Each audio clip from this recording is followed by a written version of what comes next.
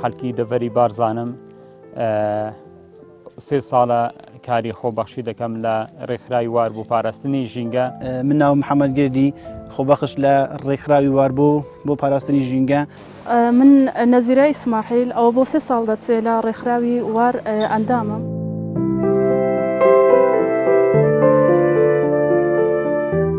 بەرنامەی سەربازیون چیرۆکی کۆمەڵێک لە خۆبەخشانی سۆران و برادۆست و دەڤەری بارزان دەگەڕێتەوە. ئەوان چەندین کچ و کوڕی خۆبەخشن. ڕێکخراوێکی خۆبەخشیان دامەزراند و تێیدا کۆبوونەتەوە بە هەرەوەزی خزمەت بە ژینگە دەگەێنن. ئێرە شاری سۆرانە. سەربازیون بە چیرۆکی یەکێک لە خۆبەخشەکان لە بەرەبەیانێکی زوو دەست پێ دەکات.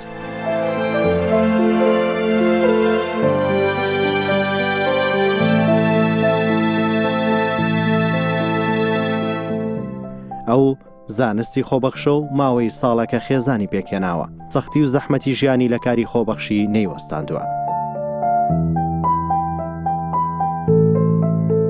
هێدی خۆر هەڵدێت. بەرەبەیانێکی زووە لە دیار دروستکردنی نانی کوردەواری دایک و خێزانی ڕۆژ دەکەنەوە.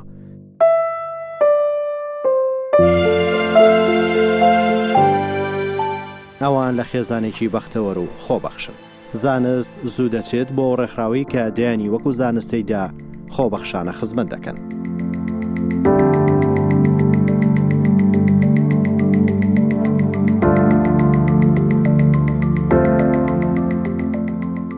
ئیدی هەمووان دانەوێت ڕوو لەو ماڵە بکەن کە مرۆڤایەتی و خۆبەخشی کۆی کردوونەتەوە.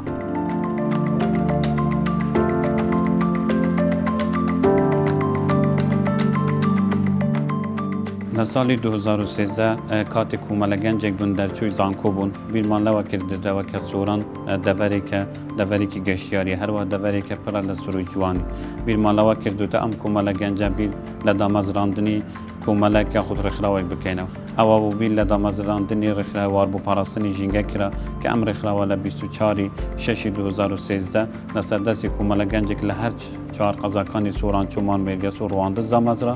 ئامانجی ئێمەش تێدەدا ئەوە بۆ ئێمە بتوانین هەموو ئەو ژینگە دوستانێک کە لە دەڤەری سۆران هەن ئێمە بتوانین لە چوارچێوە ئەم ڕێکخراوەدا کۆ بکەینەوە. لێرە پلان دادەنێن. ئەوان لە بواری ژینگە و هۆشیاری کۆمەڵگە و توانامرۆیەکان کار دەکەن. یەکێک لە کارەکانیان چاندنی دار و زیادکردنی ڕوبەری سەوزایی ناوچەکەیە. بە خۆشحاڵیەوە ڕێکخراوی واربوو پاراستنی ژینگە کە لەو ساتە وەختەی دامەزراوە ساڵانە کومەلە گەنجێکی خۆبەخش پەیوەندی پێوە دەکەن. بە خۆشحاڵیەوە ڕێکخراوی وار 62 ئەندامی خۆبەخشی هەیە و هەروەها 6 لقی هەیە لە هەرێک لە قەزاکانی سۆران، چۆمان، مێرگەس و ڕواندز هەروەها ناحیەی سیدەکان و خەلیفان. بەڵام لقێکی ئەکتیڤ و چالاکیشمان لە قەزای ئاکرێ هەیە کە کومەلە گەنجێکی دەڤەری باردینان کاری تێدا دەکەن. بۆ ئەوەی کە ئێمە بیرمان لەوە کردوتەوە کە تەنیا ڕێکخراوی وار نەکەینە مولکی دەڤەرێک بەڵکو مولکی هەموو کوردستان بیتن و هەموو خۆبەخشێک کاری ژینگە پارێزی تێدا بکەن.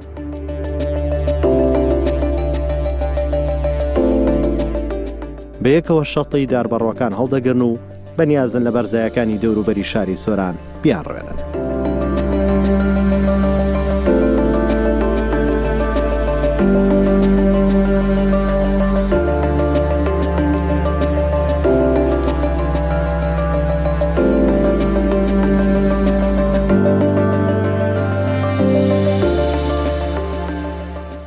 بۆ ئەم کارەش بەردەوام پشتیان بە هاوکاری پێشمەرگە بەستووە.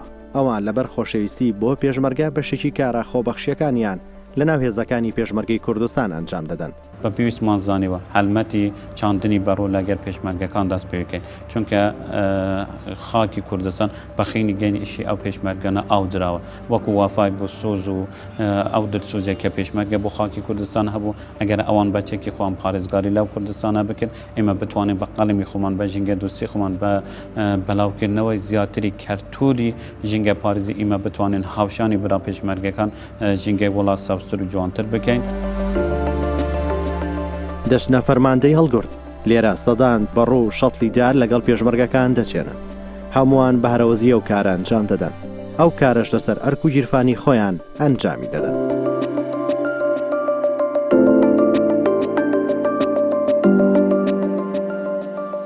ئەم کۆمەڵە گەنج و گەنجە لە کوڕووکچانی ئەم دەبەرەوە شوێنەکانی تر لە هەرێمی کوردستان کە کاری خۆبەخشی دەکەن لە بوارە جیاوازیەکاندا لە بواری کاری مرۆڤی لە بواری ژینگە پارێزی و هەروەها ڕێکخراوەکانی کۆمەلگای مەدەنی بێشک ئەمە کارێکی زۆر پیرۆز و گرنگە و ئێمە بە چاوێکی زۆر بەرزەوە سەیریان دەکەین.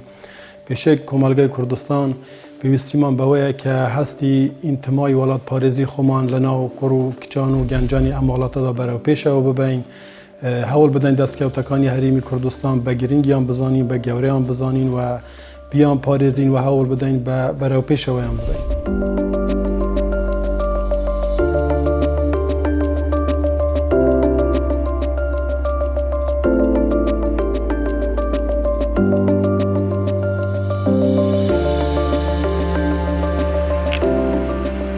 دەیانەوێت ژینگە بۆ داهاتوو بنیاد بنێن، چونکە مانەوەی مرۆڤایەتی بەندە بە مانەوەی ژینگەیەکی تەندروست و سەلامەت.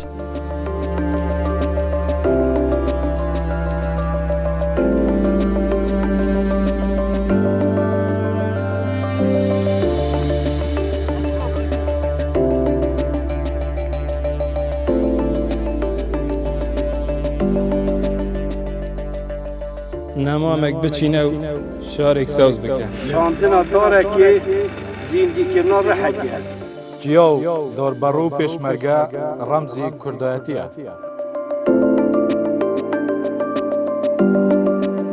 پێویستە هەمومان پارێزەری ژینگە بین.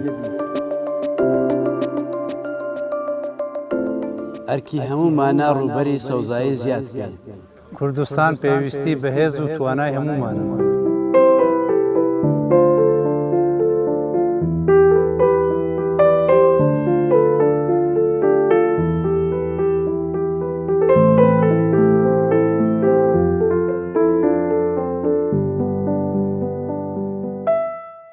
یەکێکی تر لە کارەکان ماڵ بە ماڵ و لە گوندەکان هەڵمەتی هۆشیاری ژینگەی و چاندنی درەخت ئەنجام دەدەن.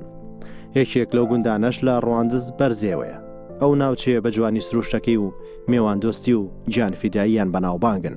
ئەوان دایانەوێت ئەو سروشتە جوان و سەرنجڕاکێشە پارێزراو بێت و زیاتر پێشە بکات.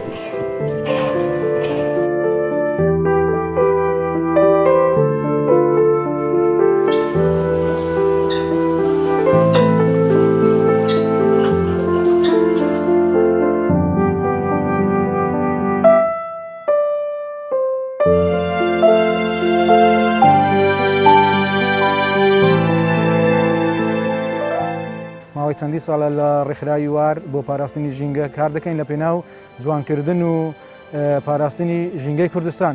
شوێنی کارکردنمان هەرسێ پارێزگای هەرێمی کوردستانە و چەندین لقمان هەیە لە شار و شارۆچکەکان. دەمانەوێت کللتوری ژینگە دروستی و ژینگە پارێزی بڵاو بکەینەوە و داوا لە گەنجانی خۆشەویست دەکەین هەمومان پێکەوە ژینگەی کوردستان بپارێزین.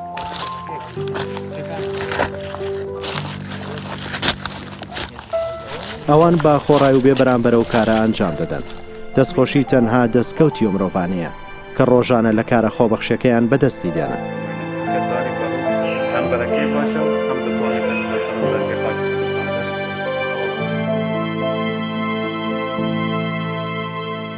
بەڕاستی کەلتوری ژینگە پارێزی لەناوەمە بەداخەوە لەوانێ بڵێم تۆزێک سزد بووە کەم بووە لە ڕابردوودا. ئەو ئەرکەی ڕێکخراوی وار لە ئەستۆی گرتووە ئەرکێکی زۆر پیرۆزە و من پێشتریش پەیمانی ئەوم پێداون کە هاوکارێکی تەواویان دەبم و کاریان لەگەڵ دەکەم. کەلتوری بەسەوزاییکردنی کوردستان ئەرکی هەموو تاکێکە و لەسەر هەموو تاکێک و بە تایبەتی گەنجانمان پێویستە بە تایبەتی لەسەرنەوەی نوێمان چونکە شوێنێکی زۆرمان لە ڕابردوو بەهۆی شەڕ و ماڵوێرانی لە ناو چووینە بەشێکی زۆریشمان لەوانەیە بە خۆمان لەبەر هەندێک کاریت کە بەکو پێویستی بەکارهاتبن ئێمە بتوانین ئەو کەلتورە و بگەڕینەوە بۆ نەوەی نوێمان سەوزایی و ژینگە پارێزی و خاوێنی ژینگە بکەینە کەلتورێک کە هەمومان وەکو واجبێکی پیرۆز تەماشای بکەین. بۆیە من یەکم لەوانەیە کە ئەندامێکی چالاکی ژینگە پارێزیمە لە هەموو ئەو ڕێکخراوانێک کە دەستی خۆبەخشی بۆ پاراستنی ژینگە دەبن لە هەرێمی کوردستان.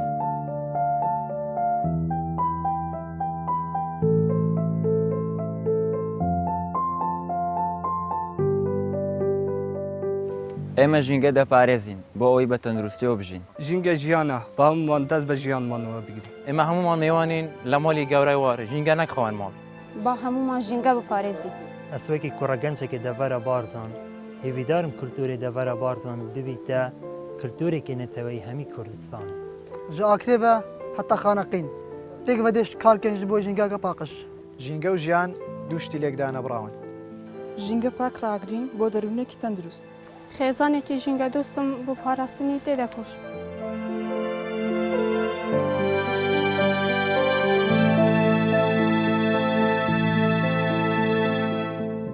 ئەوان هەر گرنگی بە دار و درەخت و سەوزایی نادەن بەڵکو گرنگی بە سامانی ماسی و ڕووبارەکانیش دەدەن بە تایبەتە و ماسیانەی کە لە هەندێک شوێن لەو ڕووبارانە دووچاری مەترسی دەبنەوە بە سەلامەتی دەیانگوازنەوە خواردن لە ئاوی ئەو ڕووبارانە بڵاو دەکەنەوە تا ببێت بە خۆراکی و ماسیانە هەموو ئەو کارانەش بۆ پاراستنی ژینگەیە. طبعاً ئامانجشمان لەم کاری خۆمان کە کاری خۆبەخشە زیاتر گرنگی بدەین بە ژینگە و هەروەها بتوانی ژینگە بە کللتور بکەین لە هەرێمی کوردستان و کللتوری ژینگە پارێزی لە هەرێمی کوردستان و لە ناو هەموو خێزانێکدا بەڵاو بکەینەوە.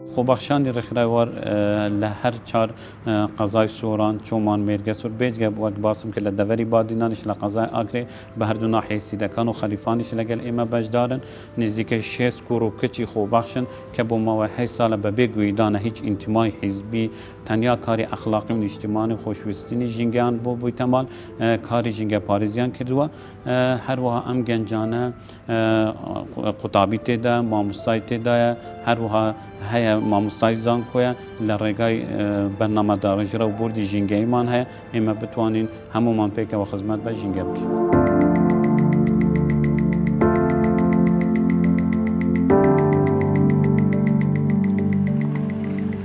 بە ئۆتۆمبیلی خۆیان ڕوو لە ناوچە شاخاویەکان دەکەن دەچنەوە ناوچانەی کە شاخ و چیاکان بەفەردای پۆشیون لەوێ هەمووان دەست دەکەن با بڵاوکردنەوەی ئەو خۆراک و دانێوەڵانە بە ڕێگەی جیاجیا تا ئەو ئاژەڵ و باڵندانی کە بەهۆی سەرما و سۆڵە و بەفر هیچیان دەست ناکەوێت سوود لەو خۆراک و دانێوەڵانە ببینن. بەهاتنی وەرزی سەرما و سۆڵە یاخود بەفربالینێکی زۆر لەم دەڤەرە ئێمە ساڵانە لە ڕێگە ئەم خۆبەخشانەوە هەلمەتی کۆکردنەوەی دانەوێلە و هەروەها خۆراک بۆ ئەو ئاژەل و باڵندانەی کە لەوانەیە کە بەهاتنی سەرما و سوورە ڕۆ لە ئاوایەکان و گوندنشینەکان دەکەن نزیک دەبنەوە لە شوێنی دانیشتوان لەوانە تووشی لە ناوچوون و قڕکردن و هەروەها ڕاوکردن ببنەوە ئێمە جیاواز لە ئەوان ئەو پەیامە بەڵاو ئەکەینەوە ساڵانە لە ڕێگەی خۆبەخشەکانەوە ئێمە ئاژەل و هەروە ئەو پاشماوە خۆراکەی کە لە ماڵەکان زیاد ئەبێ کۆ ئەکەینەوە بە بەرنامەدا ڕێژراوی ئەبینە سەر شاخ و چیاکانی تایبەتی ئەو ناوچە سەختانە ئێمە ئەو ئاژەل و باڵندە و دانەوێلانە بووان ڕۆ ئەکەین بۆ ئەوەی بتوانین ئەو ئاژەلانە پارێزراوە بن.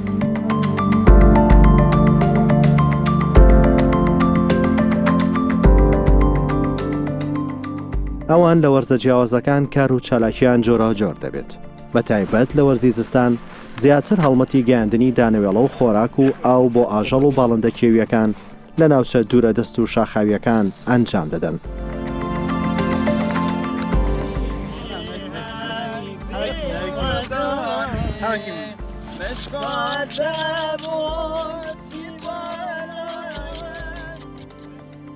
یەکێک لەو جوانیایی کە بەکاری ئێمە بەخشیوە ئەو یەک تیمی و یەک خێزانیە کە بە شێوازی کۆمەڵە هەروە بەبێ گوێدانە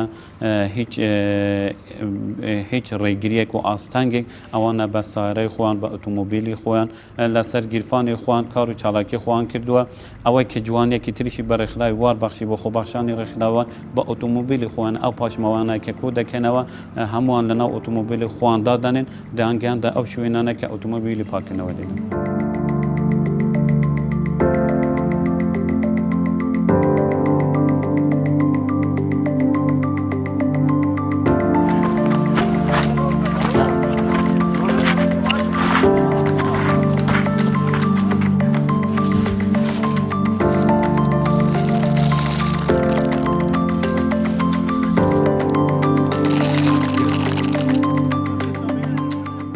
ماوەی هەر ساڵە ئێمە بە شێوەیەکی خۆبەخش خزمەت بە هەر چوار قەزای سۆران چۆمان مێرگە سۆر ڕواندز دەکەین ئامانجی ئێمە زیاتر بڵاوکردنەوەی ڕۆشنبیریە بە تایبەتیش ڕۆشنبیری لە بواری ژینگە و لە بواری مرۆیی لێرەدا پێویستە گەنجانمان ینی هاان بدرێن لەسەر ئەوەی کە خاک وڵاتیان خۆش بوێتن ینی کولتوری ژینگە پارێزی و هەروەها کولتوری پاراستنی وڵات بکەنە شتێک کە بوونە گەنجانی دواتر ینی چاو لەوانە بکەن.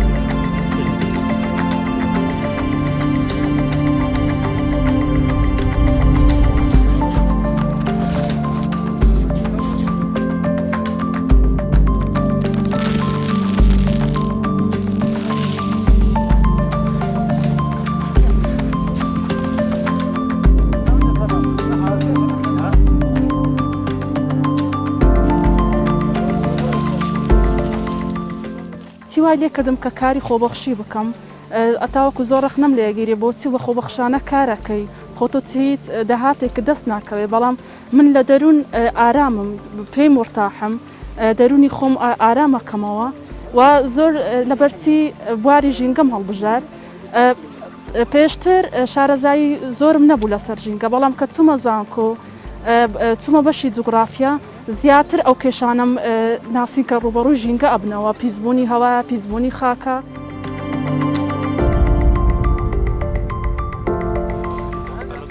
ئێرە چیای حەسەن بەگە لە دەڤەری برادۆست لێرە ئاژەڵ و باڵندەکان لامێز دەگرن ڕێگاکان دوور و سەختن مەترسی ڕێگا و هاتوچۆمین ژیان دەخاتە مەترسیەوە هەست و ئینتیمای نیشتیمانی هێزیان پێدەبەخشێت ئەوان لەو کارە ماندوو نابن بەستران و گۆرانی ئەو کارە تەواو دەکەن.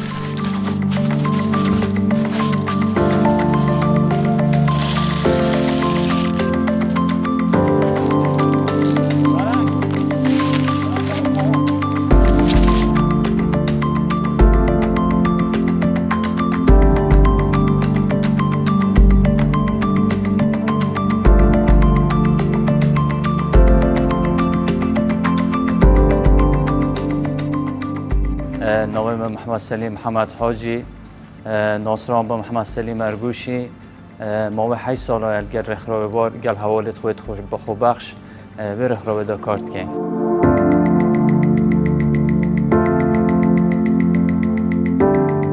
کار می خو بخشی جنگ پاریسی خوشویستیه خوشویستی اوش دیگه من نیوه بو مال عائلت منن و نیوه جی بو ولات منه و جنگه ولات منه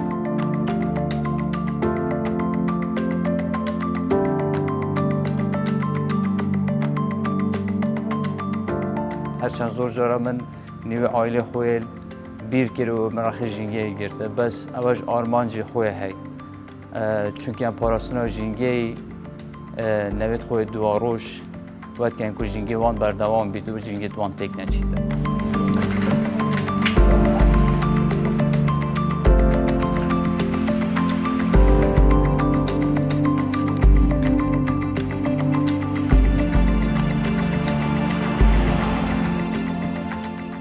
آوانجا من یا سرکی خدمت کردن جنگا کردستانه خدمت کردن ولات خواه راستی ولات ما که گهشتی و حد دا زحمتی و عزایی که زوری که هاتی دیدن بوی که هم بشین بیجک و زحمتیت که با پیری ما دیدی بەروێ هێندێ بشیای بێرەخراوەیدا کار بکەم و وەک خۆبەخشێک.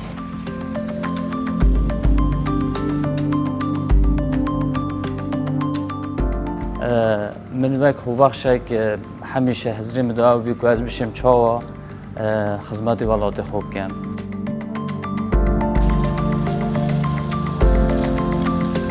بەروێ هێندێ من ئەو پیشە خۆبەخشی هەڵبژارد و ئەرکێکە زۆر یا پیرۆز ئەوی ژە ژینگە پارێزیە بی کو ئەم بزانین وڵاتێ مە بخوێنە سەدهان شەهید و پێشمەرگێت قارهەمان یە هاتی ئازادکردن بەروێ هێندێ متویە خزمەتێکا بچووک بگەهینمە وڵاتێ خۆ بەروێ هێندێمە ئەو پیشە خۆبەخشی من هەڵبژارد.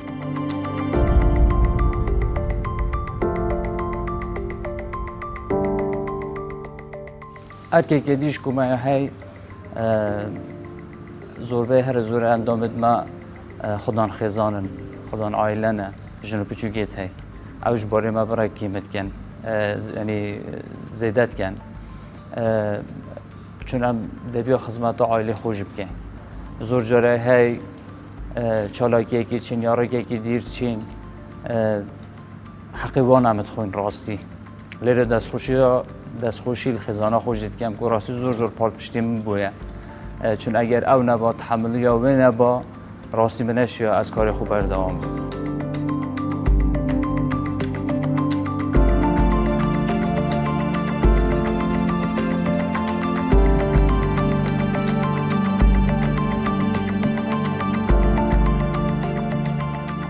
لە گوندە دوورە دەستەکانیش بە بڵاوکردنەوەی هۆشیاری تەندروستی و ژینگەی گەنجەکان ئامۆژگاری دەکەن. هاوکاری کتێبخانەکانی ئەو گوندانە دەکەن و ڕێنمای تایبەت لە ڕێگەی نامیلکەی هۆشیاری بەسەر گەنج و لاوی ئەو گوندانە بڵاو دەکەنەوە. تەنیا کار لەسەر ژینگەی سروشتی و ناسروشتی ناکەن، بەڵکو کار لەسەر ژینگەی دەرونی و کۆمەڵاتی گەنجەکان دەکەن، دەیان خولی گەنجی سەرکردە دەکەنەوە تا پەرە بەتوانە و هۆشیاری گەنجەکان بدەن. چەندان سەرچاوی زانستی بگرە پەرتووکی ژینگەی بەسەر ئەم کتێبخانەماندا دابش کردەوە بە ئەوەی بتوانە سوودی لێوار بێت.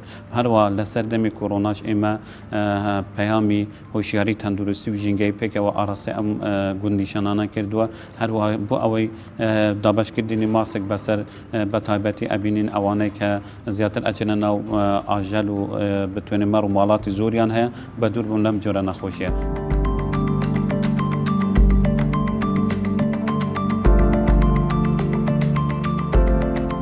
ئەوان ئەو ناوچە گەشتیاری و گشتیانە پاک دەکەنەوە کە بەشێک لە مرۆڤەکان ڕێزی ناکردن و بۆگەنی دەکەن زبڵ و خاشاک و پاشماوەکانی مرۆڤ کۆ دەکەنەوە و فڕی دەدەن. من وەکو لایەنی ئیداری پاڵپش دەبم بۆ هەر تاکێک لەو ناوچەیە کە دارێک لە هەر شوێنێک بچێنێ سەوزایەک لە هەر شوێنێک دروست بکاتن بە مەرجێک لە ناو شوێنەکەی گونجاو بێتن بۆ ئەو بابەتە من بۆ خۆمەوە وەکو هەم لایەنی ئیداریش هەم وەکو خۆم شخصی پاڵپشتێکی تەواوی دەکەم و بە هەموو تواناکمانەوە هاوکاری دەبین و لەگەڵی دەبین بۆ فراوانکردنی پانتایی سەوزایی لە هەرێمی کوردستان.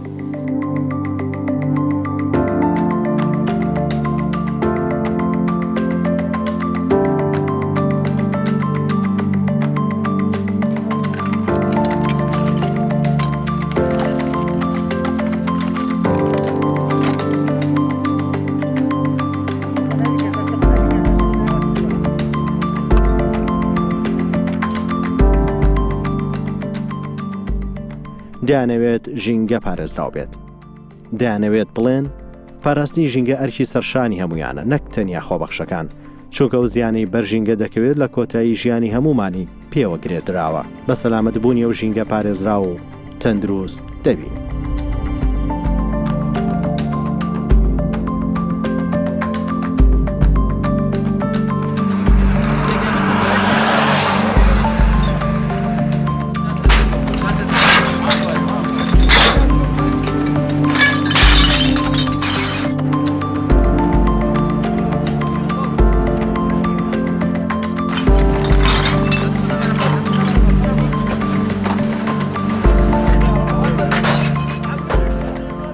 هیوادارین هەموو لایەک پاڵپشتی و هاوکاریان بکەن بۆ ئەوەی بتوانن گەورەتن لێبێن و کار و چالاکیەکانیان پەرە بستێنێ و هەموو ناوچەکانی کوردستان بگرێتەوە. من دەستخۆشی لە کار و چالاکیەکانیان دەکەم و لێرەوە ڕادەگەینم بە هەموو توانای خۆمانەوە هاوکار و پاڵپشتیان دەبین و هیوای سەرکەوتن و بەردەوامیان بووان لە کارەکانیاندا دەخواست.